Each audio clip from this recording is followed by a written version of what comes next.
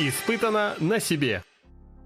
Дорогие друзья, я рада приветствовать вас на канале Якутия-24. С вами выпуск «Испытано на себе».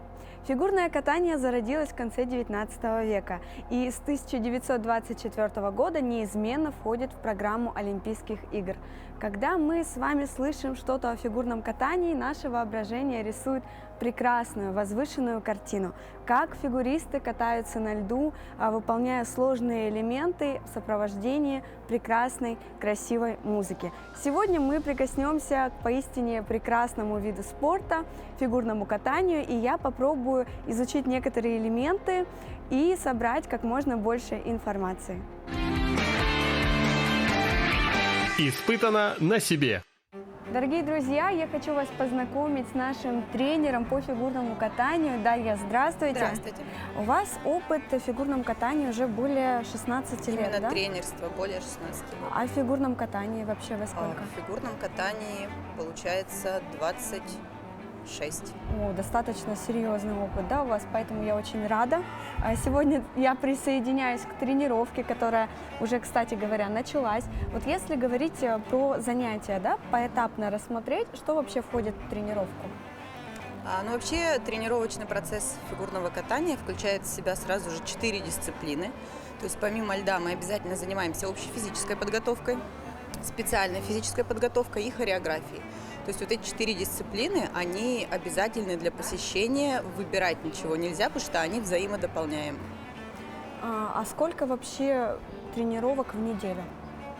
Старшая спортивная группа, в которой я являюсь тренером, тренируется каждый день. То есть каждый день примерно по 2-3 тренировки в день. Ну, я предлагаю начать. Давайте. И мне бы очень хотелось выучить какой-то элемент из разряда фигурного катания, но как бы коньками я не особо-то владею, я надеюсь, что вы меня научите. Давайте попробуем.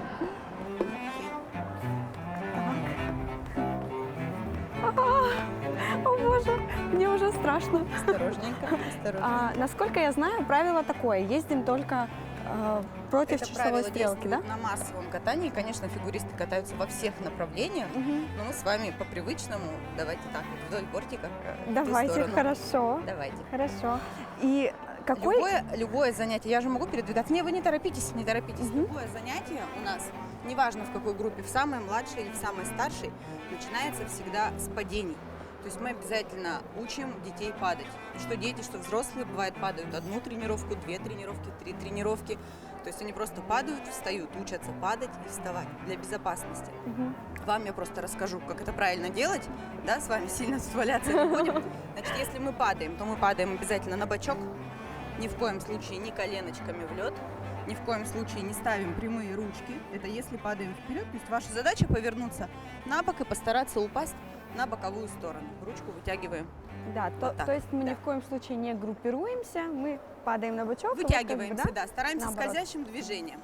И в случае, если вдруг вы начинаете падать назад, то обязательно прижимаем подбородок, чтобы уберечь затылок. То есть это вот основные правила, чтобы, не дай бог, не получить какую-то травму. Хорошо, я поняла. Хорошо. Так, про падение мы выяснили. Значит, у меня такой вопрос. Какой элемент из фигурного катания мы будем изучать? Самые первые элементы тоже, которые изучают все, называется фонарик. То есть он является самым простым, но дает почувствовать именно вот скольжение. Элемент достаточно простой. Мы встаем с вами, ножки обязательно немножко сгибаем, носочки смотрят врозь, у нас ножки разъезжаются, и мы друг на друга поворачиваем носочки, они у нас обратно съезжают. Здесь просто небольшой скат, давайте я вас отсюда вынесу, там дальше будет попроще. Носочки врозь, врозь, и друг на друга поворачиваем, да. Еще раз, сесть в ножки нужно посильнее, обязательно ножки согнуты. Ножки сгибаю когда у меня ноги разъезжаются или наоборот? Да, сначала сгибаем ножки, мы садимся, раз, и здесь вырастаем. Вам, в принципе, пока можно сильно не вырастать, достаточно будет делать на согнутых ногах. Вот, уже отлично. Хорошо. Корпус немножко наклоняем вперед, чтобы, не дай бог, не упасть назад. Мне так страшно. Так, Меня всегда интересовал вопрос. Вот когда фигуристы выполняют очень такие интенсивные вращения, да? У них кружится голова? Нет, у фигуристов голова не кружится, потому что вестибулярный аппарат, он тоже тренируется. То есть детки начинают с одного оборота, с двух оборотов вращения постепенно. И, конечно, к возрасту, когда вращение становится интенсивным, вестибулярный аппарат уже натренирован, и голова у спортсменов не кружится. То есть это такой достаточно весомый плюс, да? Да, в фигурном конечно. катании. А если в целом говорить о здоровье, какие преимущества вот для здоровья в этом виде Ну, спорта? конечно, дети закаляются, потому что они всегда находятся на льду. У них становится более крепким иммунитет. Фигуристы очень редко болеют какими-то простудными заболеваниями. Также легкие, конечно же, развиты, потому что тренировка, она еще и заключается в прокате программ, а это очень большая нагрузка. Вот, поэтому фигуристы вообще отличаются тем, что они очень редко болеют. То есть у нас здесь, ну, если сравнивать, к примеру, да, с художественной гимнастикой, там ковер, это пыль, поэтому очень многие врачи к нам вот приходят детки и говорят, нам рекомендовал врач, потому что мы часто болеем, астматиков очень часто к нам направляют. То есть у нас здесь всегда свежий воздух, прохладный, и детки, конечно, укрепляют свой иммунитет. Ну, это огромный плюс. Я считаю, что в нашем, тем более, климате, да, закаливание вообще, мне кажется, необходимо. И детям, и Конечно. взрослым. А, кстати, Конечно. если вот говорить про возрастной диапазон, с какого возраста можно приходить и в каком уже поздно, скажем так? Вообще возрастные рамки в фигурном катании уже давно стерты. То есть, конечно, если говорить о каких-то олимпийских наградах, да, то есть смотреть на кумиров большинства, Алина Загитова, Камила Валиева, то, конечно, нужно прийти в возрасте 4 лет, ну, может быть, 5. Но в целом фигурное катание сейчас оно доступно для всех, то есть от 3 лет и до бесконечности. То есть проводятся неофициальные чемпионаты Европы для взрослых любителей. Вот наши взрослые любители выезжали в Германию, заняли очень много призовых мест. То есть это уже люди, которые начали заниматься там, после 30 лет, занимаются для себя, но тем не менее изучают все элементы фигурного катания.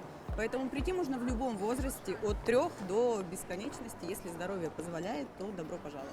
Это очень здорово. Вот этот момент, если здоровье позволяет. То есть все-таки врач, как-то доктор должен оценить состояние здоровья человека. Конечно, деток мы обязательно отправляем на диспансеризацию спортивную, но это детей.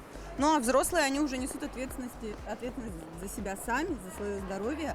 То есть, конечно, если какие-то есть, особенно с опорно-двигательным аппаратом, да, то есть какие-то травмы, может быть, колени очень многие, мениски, то, ну, желательно, наверное, не рисковать.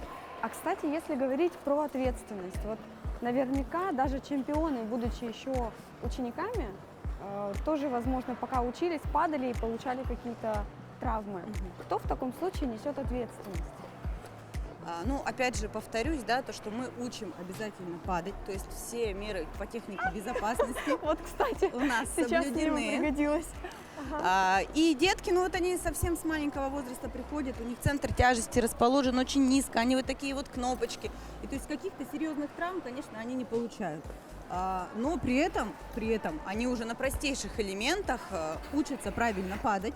И то есть потом, к моменту изучения тройных прыжков, да, более сложных элементов, это происходит на автоматизме. То есть они падают настолько правильно, что травмы в фигурном катании, ну, сведены к минимуму, как бы не считали, ну, люди, которые не особо разбираются, да. На самом деле, вот во время сеанса массового катания травм неподготовленный человек получает гораздо больше, ну, нежели фигурист. То есть они уже умеют падать, и, конечно, бывают. Я не говорю, что это совсем исключено. Травмы бывают, как и в любом виде спорта, но на самом деле это очень-очень низкий процент. Это очень здорово. А я, кстати, вот еще смотрю, и у участников, да, ну вот учеников, скажем, и у вас коньки какие-то вот другие, скажем, не как у меня. Да, у вас хоккейные коньки. Для фигуриста, конечно, очень важен инвентарь, поэтому мы занимаемся, тренируемся исключительно в профессиональной обуви. То есть все коньки, которые предложены в наших магазинах нашего города, они являются прогулочными. То есть фигурных коньков у нас профессиональных в городе не продается. Профессиональные коньки отличаются, конечно же, лезвием.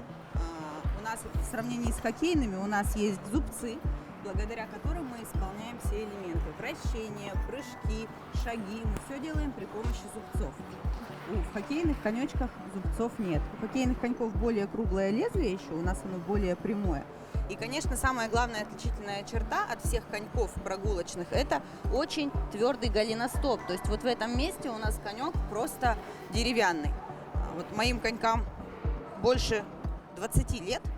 И то есть это настолько качественная, безопасно выполненная жесткость ботинка, что вот даже через столько лет коньки продолжают служить. Испытано на себе. Также следующий элемент, что очень важно, это не кататься на прямых ногах. Все фигуристы, хоккеисты, шорт-трекисты, все катаются исключительно на согнутых ногах. Поэтому следующий, самый простой элемент, он тоже для самых-самых маленьких деток, называется саночки. Нужно набрать небольшую скорость, ручки мы вытягиваем вперед и просто садимся. Хотя бы настолько, насколько у нас получается. Замечательно, да. Этот элемент называется саночки. Этим элементом мы учим деток сгибать ножки. Очень хорошо. На 5 с плюсом. Да? Да. Отлично. А еще что-нибудь по типу поворотов, наверное, мне такое рано, да? Про повороты Давайте могу рассказать. попробуем. Как я уже говорила, да, когда мы разговаривали о конечках, все повороты мы совершаем с помощью зубчиков. У вас, к сожалению, зубчиков нет. Хоккеисты в основном поворачиваются за счет переступаний. Одна нога едет вперед, другая назад.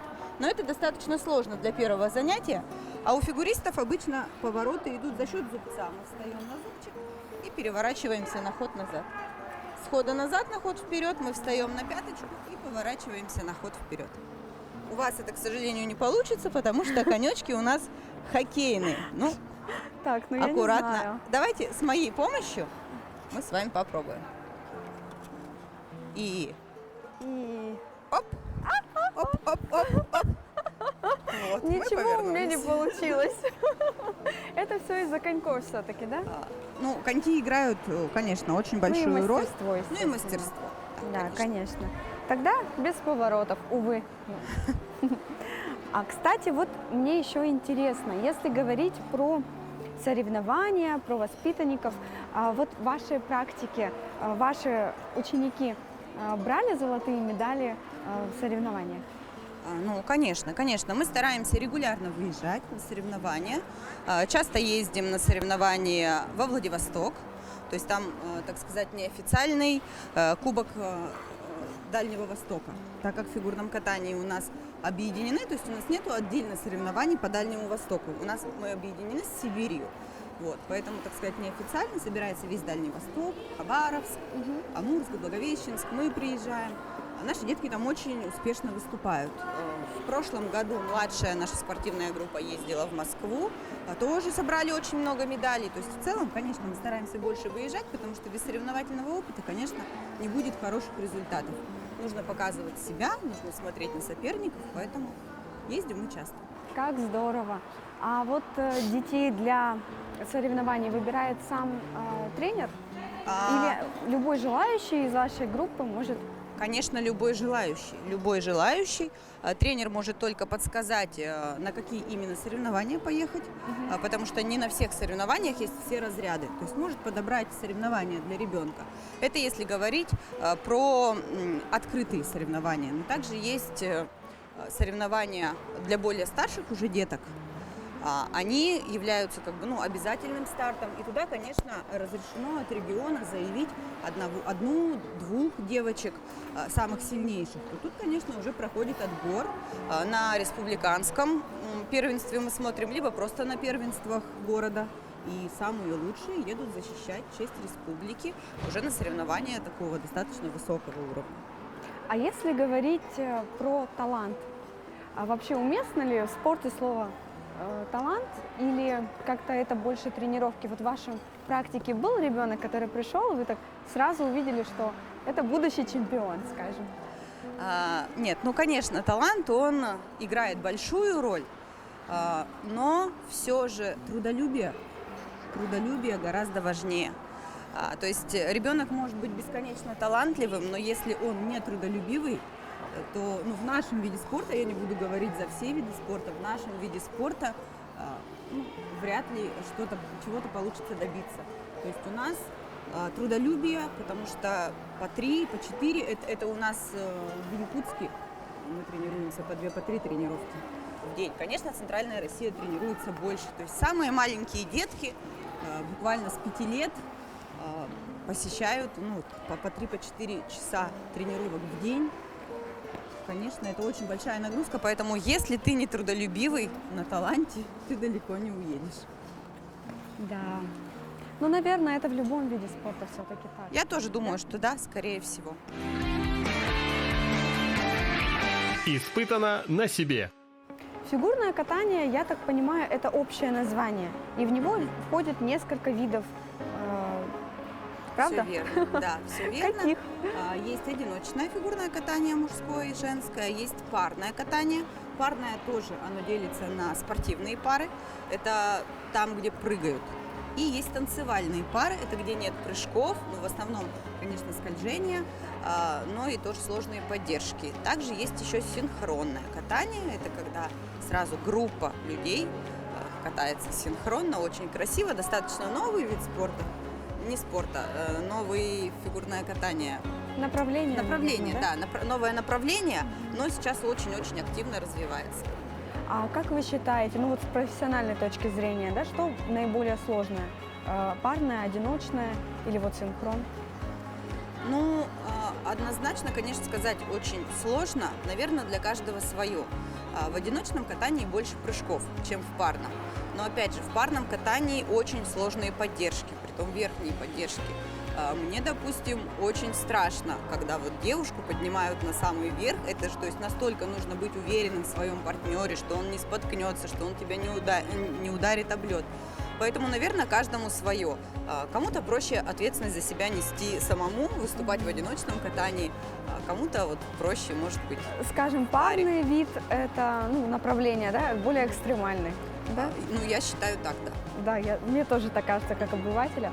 И еще вот такой вопрос. Я очень люблю смотреть фигурное катание, выступления. Для меня это завораживающая абсолютно картина.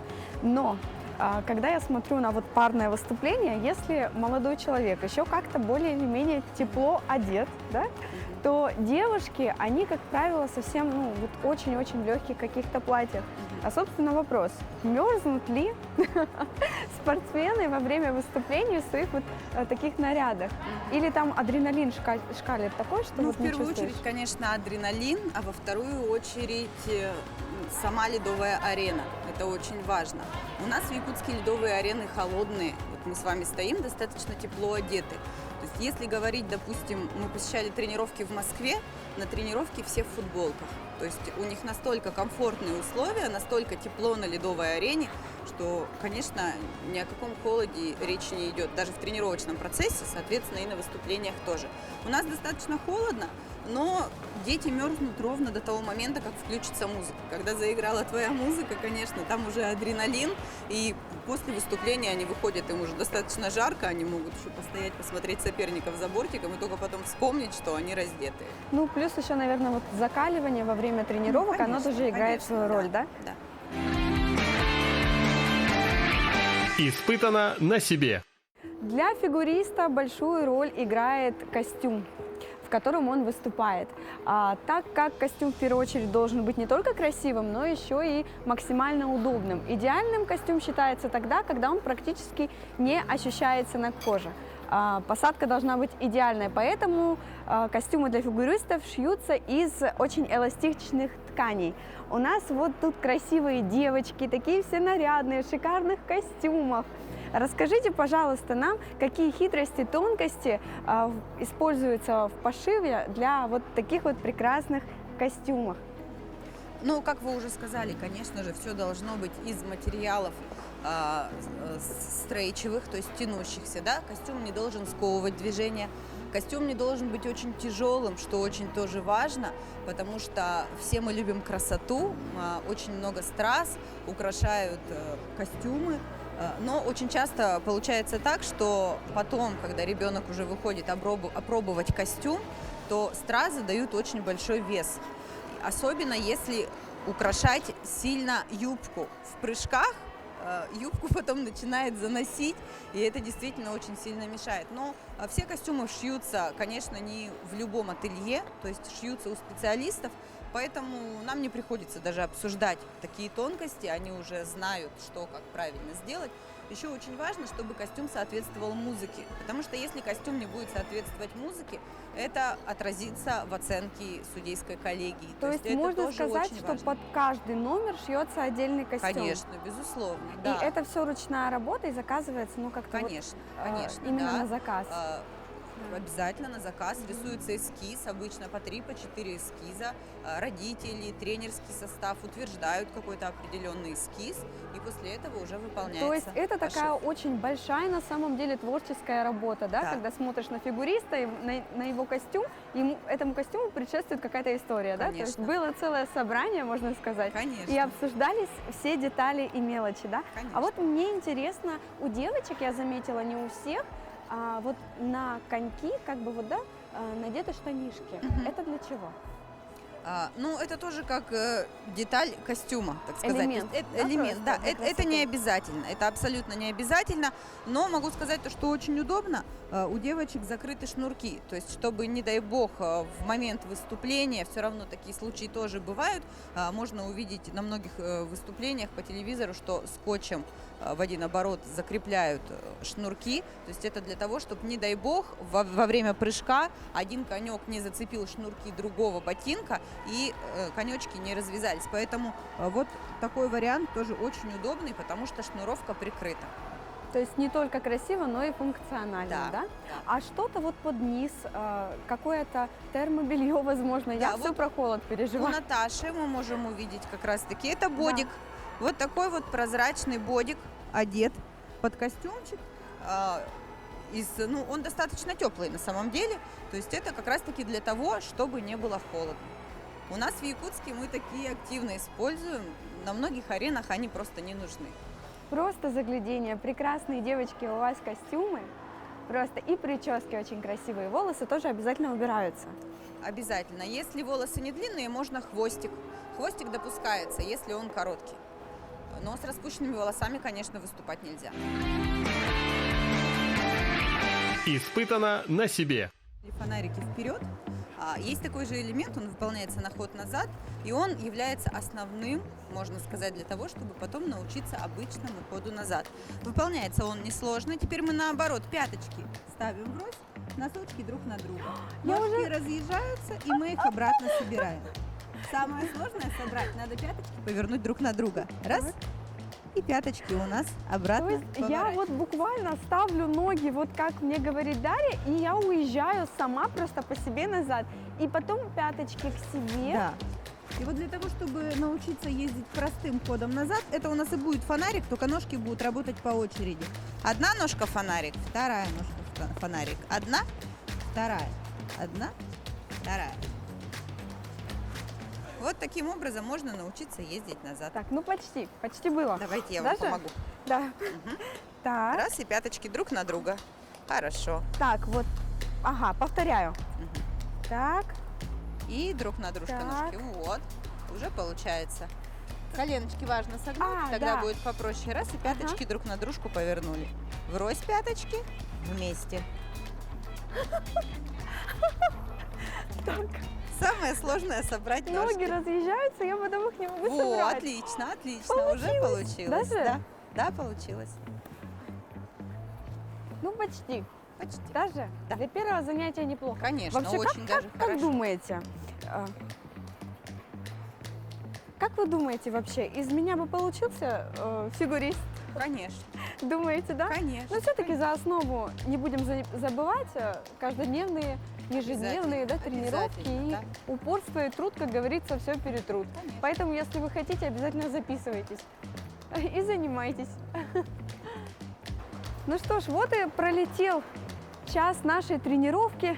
Тренировка закончилась, я в приподнятом настроении, а все почему? Да потому что спорт – это жизнь, друзья. И когда изучаешь что-то новое, то такое ощущение, что живешь полной грудью. Дарья, спасибо вам большое за то, что вы приняли участие в нашей программе. Мы желаем вам больших профессиональных побед, желаем, чтобы ваши спортсмены взяли всевозможное золото этого мира. Вы делаете очень большое дело, делитесь своим опытом с воспитанниками, с учениками, с подрастающим поколением, спортсменами. И вы знаете, я хоть и не спортсмен, но на душе всегда приятно, когда наши якутяне занимают призовые места, берут победы и медали. Поэтому большое вам за это спасибо. Испытано на себе. Здравствуйте, как вас зовут? Сколько вам лет?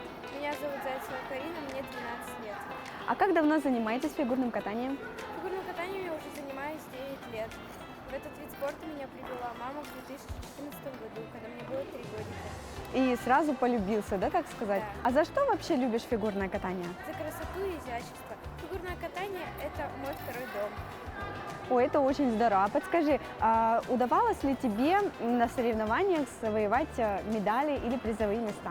Да, у меня очень много медалей. Первые места, вторые, ну и третьи есть. Очень здорово. Представься, пожалуйста, сколько тебе лет? Меня зовут Валентина Софья, и мне 10 лет. А за что ты любишь фигурное катание?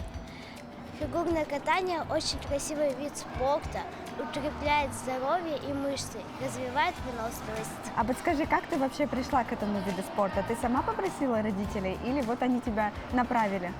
Меня мама привела на пробное занятие, и мне очень понравилось. Скажи, а ты уже участвовала на каких-то соревнованиях? Да, я участвовала на соревнованиях, выезжала в Уссурийск.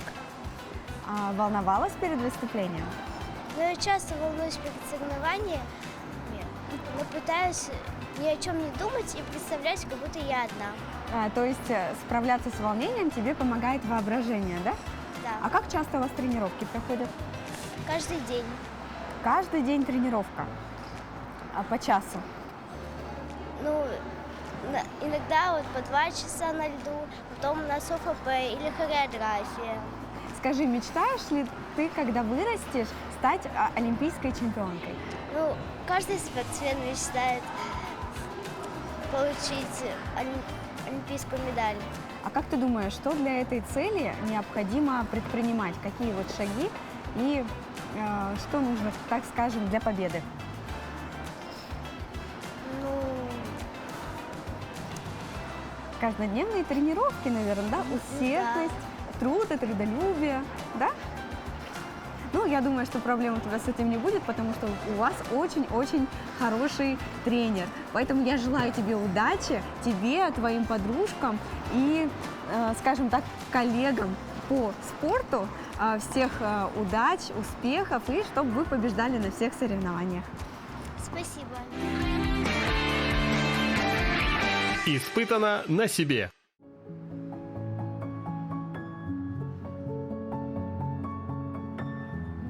Для себя я отметила, что фигурное катание – это очень эффектно и красиво. Но за такой красотой стоит колоссальная работа. Не только спортсмена, но, конечно же, и тренера. Каждодневные тренировки, нужно оттачивать свое мастерство каждый день. Ну и просто необходимо очень любить спорт. Спорт должен стать стилем вашей жизни. Дорогие друзья, мы призываем вас любить спорт и заниматься спортом. Ну а на этом наша передача подошла к концу. С вами была передача «Испытано на себе». Всем пока!